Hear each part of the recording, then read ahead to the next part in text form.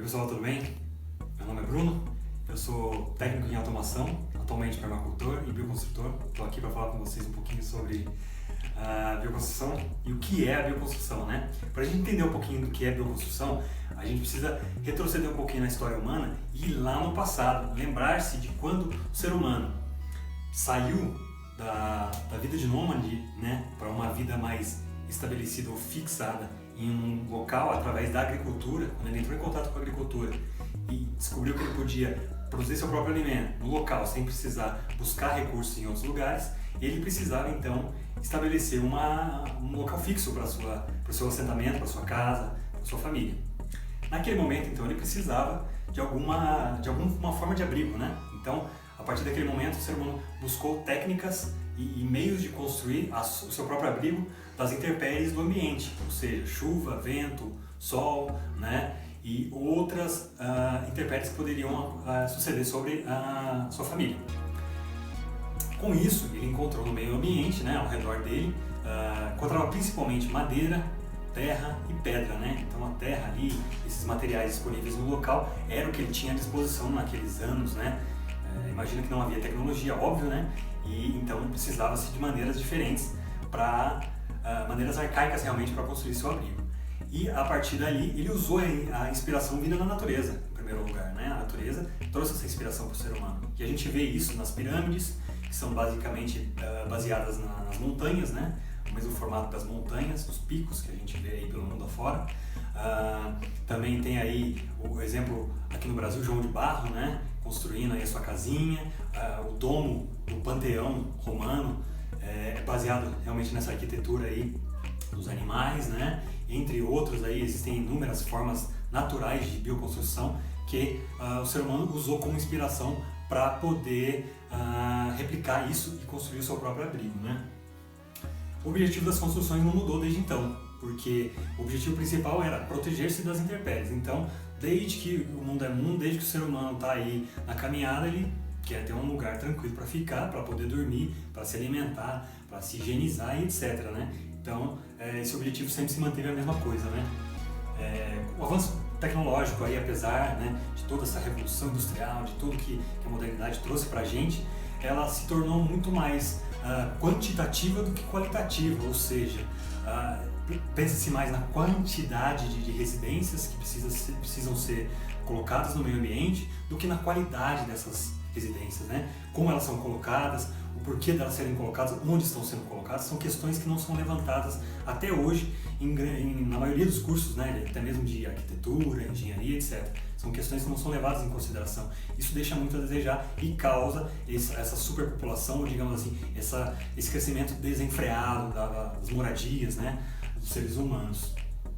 A gente pode usar novamente a referência das antigas civilizações como uma construção de terra, né, baseada na terra, usando a terra como matéria-prima ao longo do planeta inteiro, vamos dizer assim, né, porque em todos os continentes existem técnicas diferentes em cada país, em cada região, dentro dos países em si, que eles descobriram para poder construir suas próprias casas, né?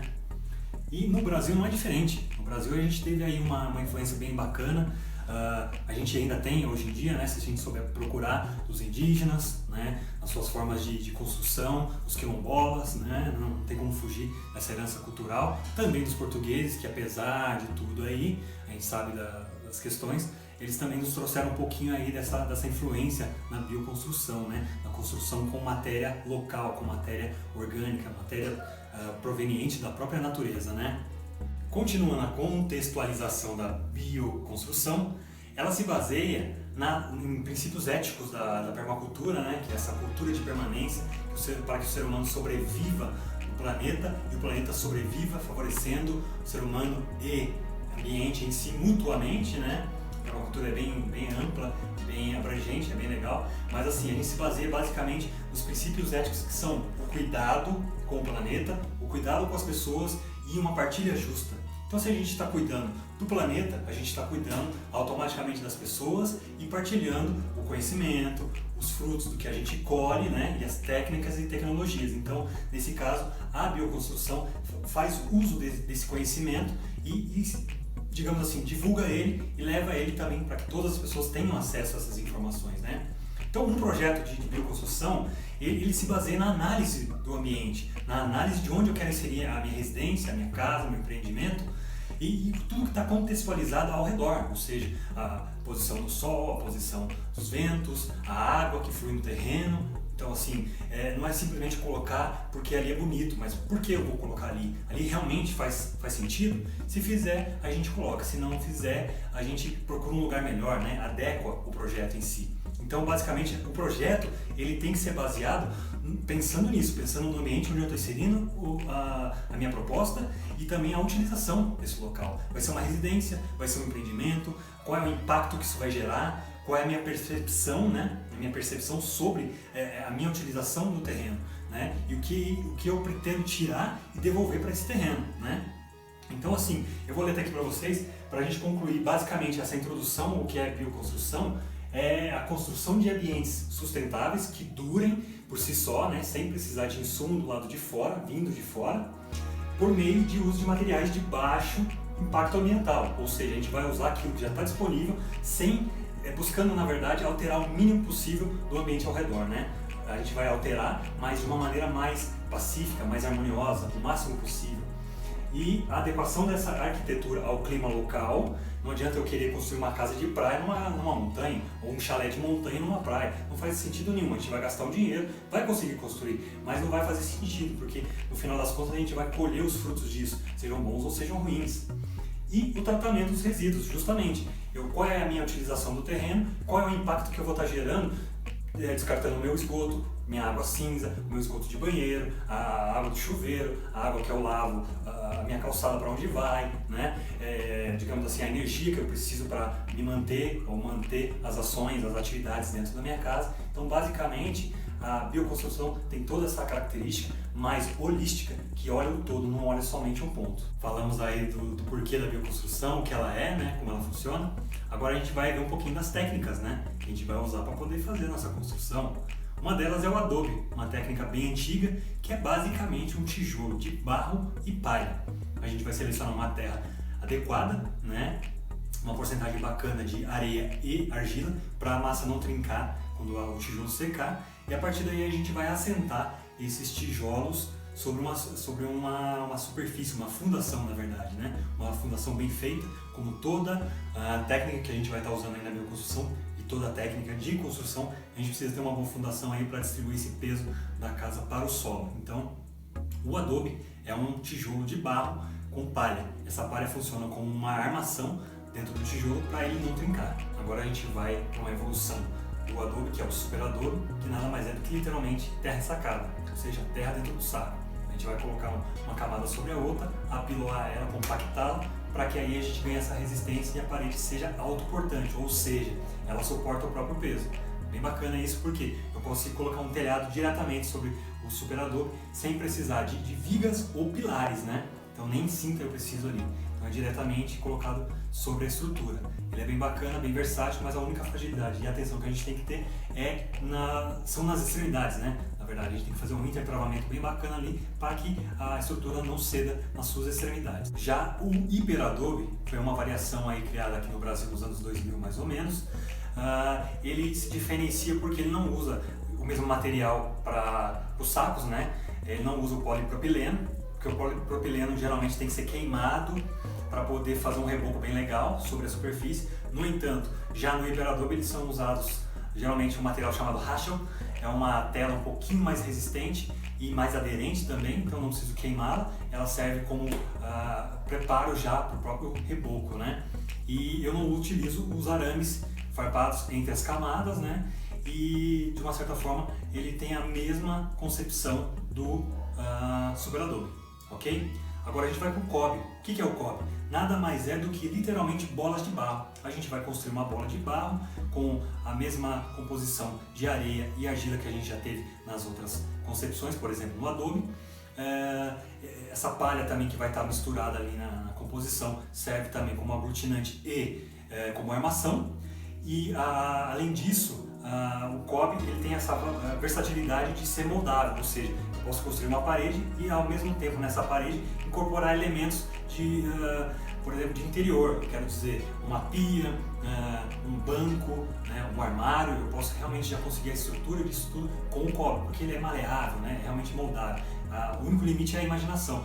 E as variações do cobre incluem cobre wood, que é a incorporação de tocos de madeira, né, em espessuras variadas, naquelas que a gente precisa para a nossa parede, ou então o cobre garrafa. Aí eu coloco garrafas de vidro entre a massa, né, de barro, e aí eu consigo ter um efeito bem bacana com relação à estética visual, né, e até mesmo a função, iluminação e assim por diante, ok? Agora a gente vai falar um pouquinho do pau a pique. O pau a pique, também conhecido como taipa de mão, né, é uma técnica bem tradicional aqui no Brasil, utilizada aí no interior de Minas Gerais, Nordeste, assim por diante. A gente encontra em várias regiões do país, né? E o pau a pique consiste em uma armação, ou digamos assim, uma estrutura feita de madeira mais resistente, uma madeira mais durável, e entre essas armações, né, essa estrutura realmente a gente vai colocar e alternar verticalmente galhos ou bambu. Entre eles a gente vai trançar literalmente na horizontal varetas, né? Pode ser meio de bambu, galhos, o que quer que seja, o que estiver disponível realmente na região.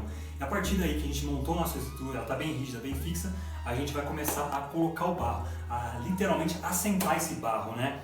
Essa taipa de mão, a gente vai começar a prensar esse barro com a mão na parede, até que a gente tenha uma parede de uma espessura razoável, e aí após isso a gente já consegue ter também ali um reboco bem bacana. Conforto térmico é legal e é bem versátil. A única diferença é que quando a gente vai fazer a taipa de mão, pau a pique, a gente precisa fazer a cobertura antes de construir as paredes. Nas outras técnicas que a gente falou até então a gente não fazia isso, mas aqui a gente precisa porque se acontece de chover, a chuva já vai desfazer o barro, né? Então não é legal, a gente precisa fazer a cobertura antes, beleza, galera? A taipa de pilão já é diferente. A taipa de pilão basicamente a gente vai construir uma forma do tamanho que a gente quiser para a nossa parede, da espessura, né, que a gente quiser.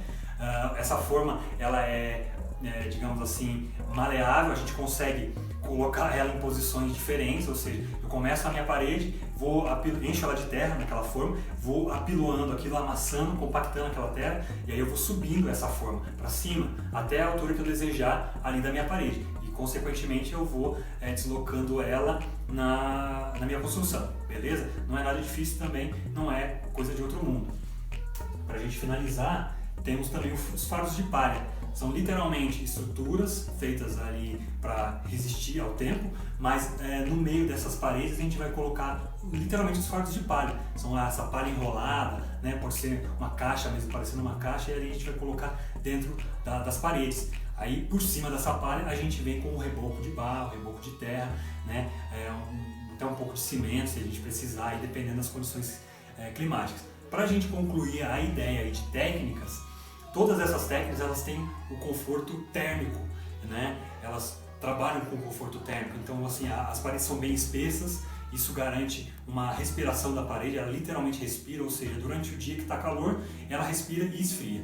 Quando a noite está frio, ela está retendo esse calor dentro. Então o conforto térmico é maravilhoso, e se a gente usar aqueles outros princípios da permacultura, a observação do terreno, da luz, da chuva, do vento, etc., a gente consegue ter um efeito muito bacana e economiza energia, economiza na conta de luz e assim por diante, e a gente tem um conforto tranquilo para poder morar na nossa casa. Beleza, galera? A gente vai depois para a parte 2, que é mais ou menos aí uma autoexplicação das técnicas. A gente vai fazer algumas técnicas bem bacanas lá, mostrar para vocês como funciona, como é o barro, como a gente prepara esse barro e como a gente aplica em algumas das técnicas, beleza? Agradeço a atenção aí e vamos para a parte 2. Oi pessoal, beleza? Estamos aqui com alguns materiais já preparados, já colhidos dos arredores da região, certo? Terra de diferentes cores, olha. A gente tem uma terra mais amarelada aqui. Essa vai ser mais ideal aí para taipa de mão, né? Ou pau a pique, até mesmo para o cobre. E a gente vai usar essa terra mais avermelhada aí para fazer o tijolo de adobe, né? Então a gente separou também um pouco de capim aí da região, já seco, né? Então a gente vai fazer uma mistura agora aí desse capim com a terra e com a água, beleza? E a partir daí a gente faz a mistura com o pé, né? Uma forma mais fácil aí de misturar essa composição e chegar na matéria que a gente precisa, né? Na massa que a gente precisa, bem plástica, bem moldável. Vamos lá. Então galera, vamos lá, misturando mais um pouquinho aqui dessa palha nessa terra aqui legal, né? A gente vai misturar um pouco também nessa outra aqui, na amarela, para fazer já a massa pro Kobe e para o pau a pique, né? Taipa de mão. Vamos lá. Misturando mais um pouco desse capim aí, desfazendo ele, deixando ele bem solto aqui, né? Legal. Vamos lá. Jogando mais um pouquinho. Mais um pouco aí só para dar uma reforçada. Basicamente, essas duas técnicas que a gente vai estar aplicando aí, na verdade 3, né? O adobe, o Kobe e o pau a pique, eles usam esse barro mais plástico, moldável, né? Então com água misturado. Então a gente precisa jogar um pouco de água aqui, dar uma misturada na massa, né? E logo a gente vai chegar no ponto em que a gente precisa aí. Vou jogar, dar uma misturada com a mão aqui, de início, né? Ó, já começa a ganhar uma consistência, né? Uma técnica bem legal, bem versátil. A gente consegue moldar bastante coisa com isso aqui, papai, né?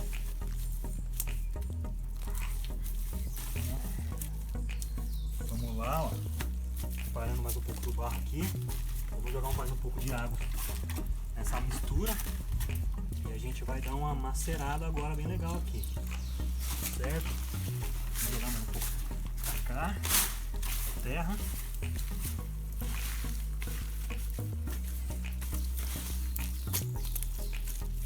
Tô aqui com a minha filha aqui, ó.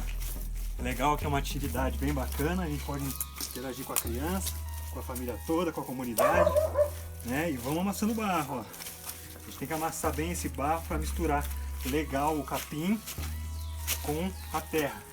Enquanto a gente estiver vendo capim, né, aparente, a massa ainda não está no ponto. Então a gente tem que dar uma misturada boa. Vai lá, filha, vai pisando aí no barro. Essa terra que eu escolhi aqui da região tem uma consistência bem bacana. A gente já fez uns testes de resistência, né? A tração, no caso calor, contração e expansão. Então, uma terra boa, já está na medida certa aí de argila e areia. Então, basicamente, a gente só precisa aí misturar a quantidade certa de água e mexer bem. Pisar bem nela, ó. Vamos lá, filha, pisando. Pisando.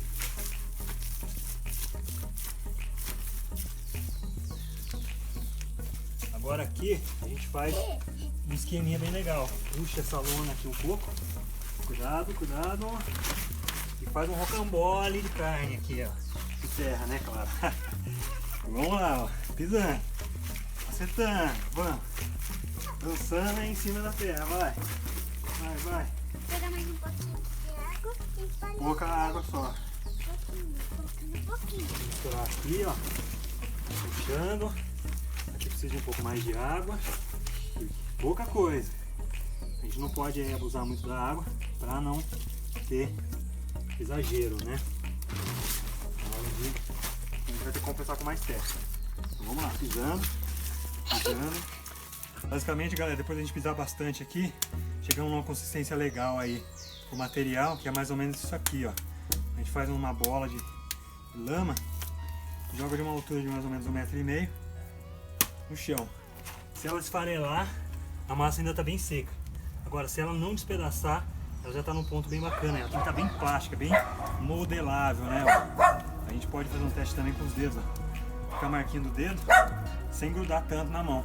Então, a partir daqui, a gente vai partir pro adobe, que é o tijolo de barro macerado, né?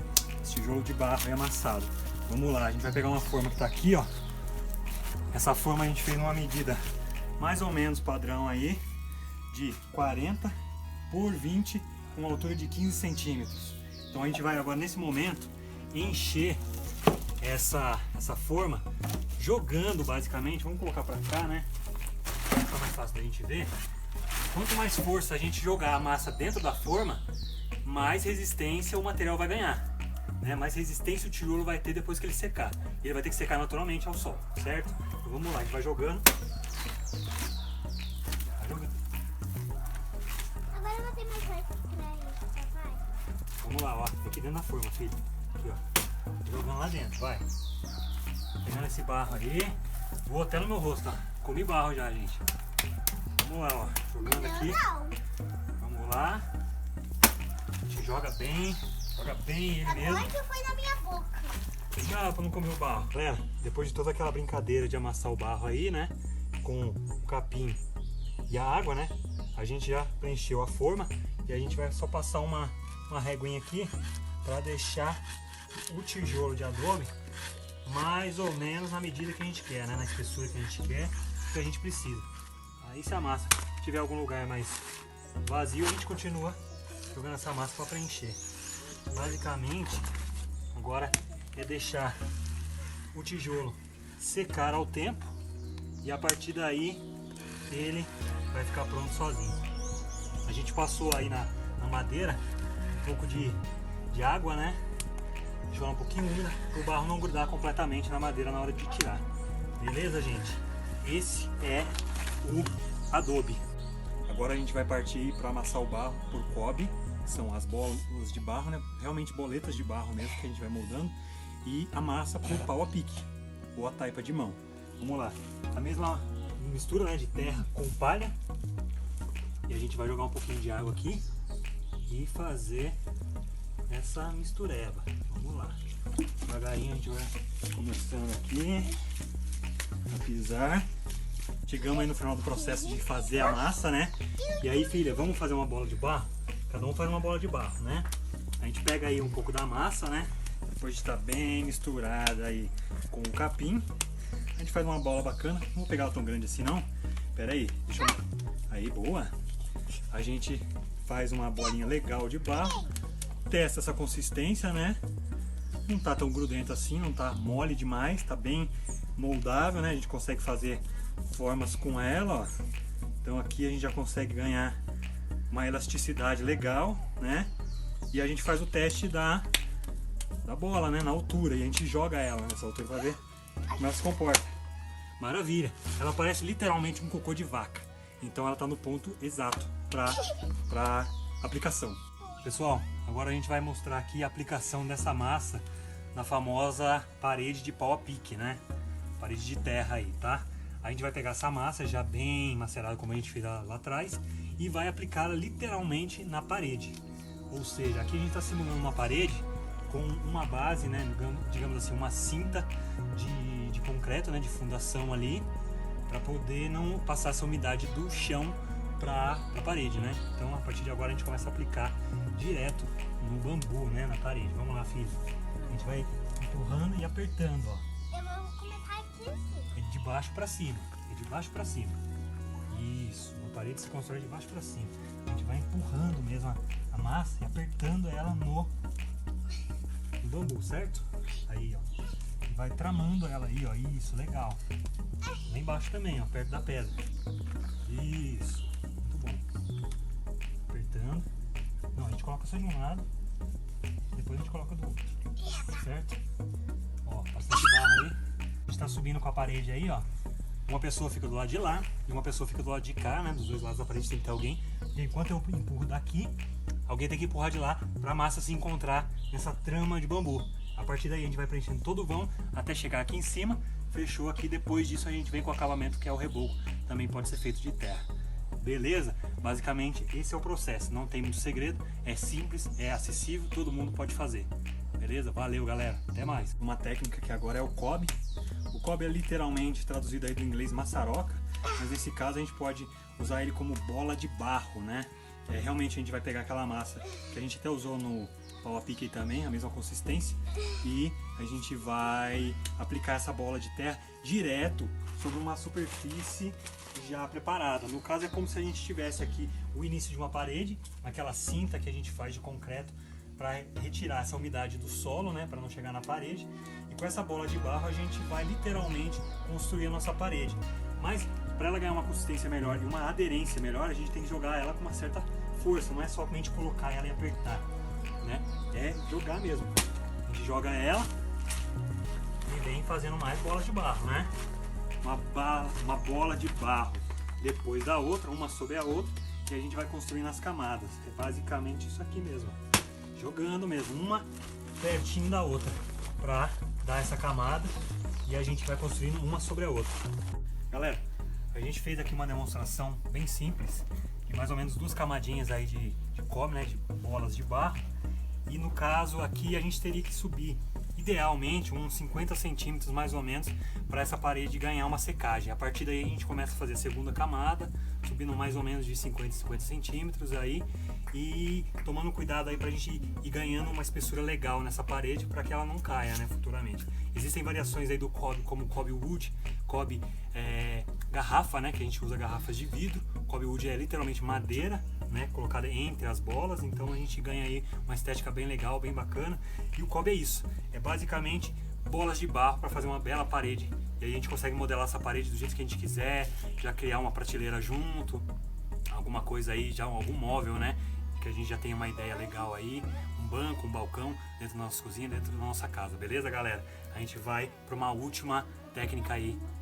Galera, a gente está indo aí para uma última demonstração dessas técnicas aí de bioconstrução, que é o super adobe. O que é o super adobe? Basicamente, ele é uma técnica de terra ensacada.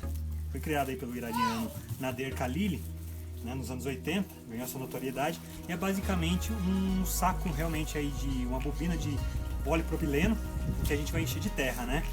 Só que aqui eu não tinha o polipropileno à disposição, acabei pegando um saco aí de farelos. Também serve, dependendo da situação, assim, a permacultura tem essa característica, e a bioconstrução também, de utilizar o material que a gente tem à mão, beleza, galera? Então a gente vai usar esse saco aqui mesmo para fazer a demonstração. Numa construção convencional, a gente vai estar realmente utilizando aí mais mão de obra, né? Uma pessoa vai enchendo o saco com a terra, né? De uma maneira mais fácil.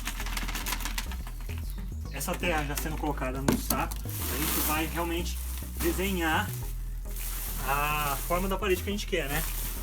Beleza? A gente vai posicionar esse saco de uma maneira legal aqui. Voltamos aí novamente com uma camada do super adobe pronta, né? Novamente ele parte do princípio que deve haver aí um isolamento do solo, né? Para não passar essa umidade para a terra, para esses sacos ensacados. Então a gente pode fazer uma baleta, colocar uma cinta de concreto, colocar pedra e apiloar essa pedra, deixar ela bem firminha e a partir daí começar a construir as nossas paredes de super adobe. O ideal é no super adobe colocar aí 2 linhas de arame farpado entre as camadas para ganhar uma resistência melhor e evitar que a parede eventualmente possa deslizar, né? Apesar de que o super adobe tem essa característica de ser autoportante, então ele suporta o próprio peso em si mesmo. Vamos colocar aqui mais uma camada de super adobe, né? Como se fosse aí a nossa parede. Já enchemos o saco e aí a gente tem que apiloar essa terra, né? A técnica é simples, é basicamente encher o saco e apiloar essa terra. E a gente vai dando a forma e a espessura da parede à medida que a gente vai caminhando com essa terra. Eu apiloei bem a terra em cima. Eu preciso também dar uma ajustada nas laterais, né? Aí eu pego uma marretinha bem de leve, um martelo de borracha aí e a gente vai ajustando, né? A partir daí a gente vai ganhando uma altura bem legal e conseguindo construir a nossa parede de super adobe. O hiper adobe, ele só tem uma diferença que ele foi reformulado aqui no Brasil, né? E ele não usa esses sacos de polipropileno, ele usa um saco de racho e também não usa o arame, né? Porque o próprio saco de racho ganha uma aderência melhor, suporta melhor ali e não precisa ser queimado como o saco de polipropileno, né? Para fazer o reboco. Nesse caso, o hiper adobe ele já vai direto na própria parede. Beleza, galera? Valeu, hein? Até a próxima, tamo junto. É isso aí, bioconstrução, futuro melhor.